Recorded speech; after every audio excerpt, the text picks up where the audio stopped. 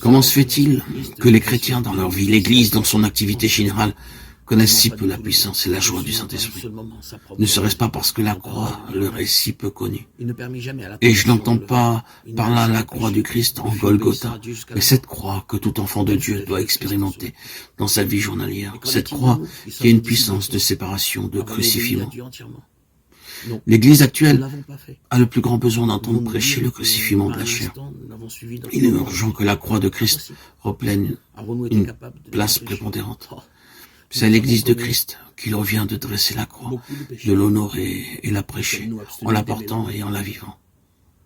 Nulle part l'Évangile n'enseigne que l'homme naturel puisse être amené à accepter la croix.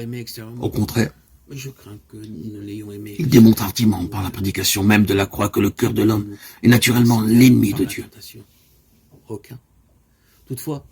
Si les serviteurs du Maître essaient seulement de comprendre les pensées de Dieu concernant la croix, ils seront vite persuadés qu'elle est suffisante pour s'ouvrir un chemin dans les cœurs, et que Dieu seul peut, par une vie crucifiée, guider l'homme et lui révéler les mystères de la croix.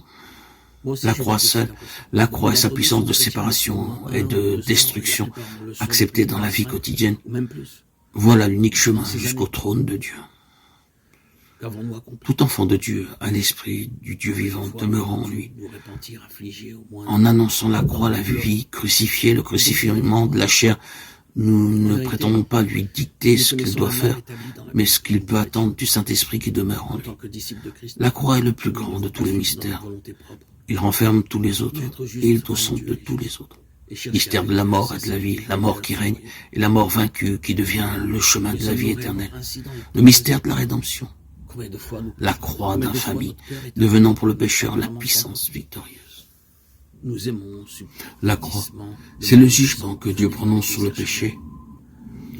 La chair et le monde doivent être crucifiés, mis à mort. Il n'y a Christ, j'accepte cette sentence de condamnation.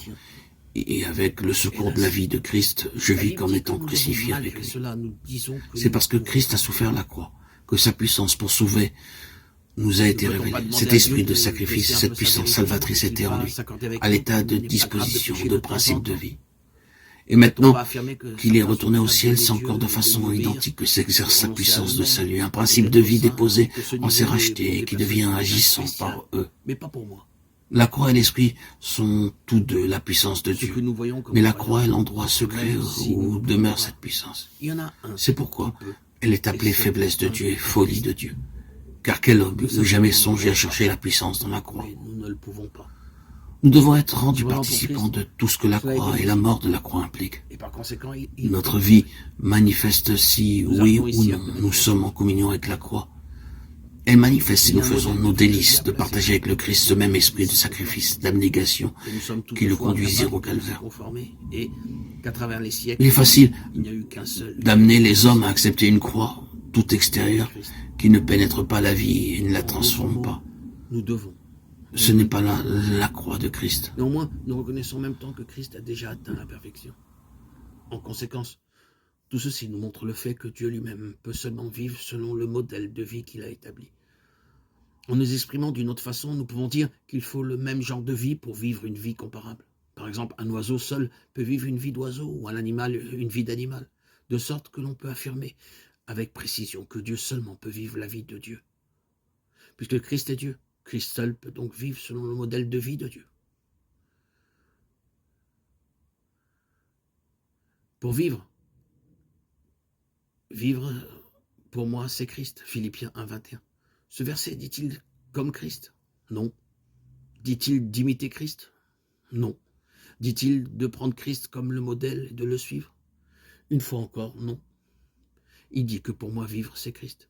Il est absolument impossible d'imiter Christ et il est tout à fait inutile d'essayer d'être bon, même si nous sommes capables de lire la Bible, de prier, de vivre une vie bonne. Si notre vie est fausse, notre manière de vivre sera fausse également. Il n'y a rien de faux dans nos aspirations, nos pleurs et nos repentances devant Dieu, et que nous lui disions « Oh, mon Dieu, je veux vraiment t'obéir ». Non, ce qui est faux, c'est simplement que notre vie est fausse.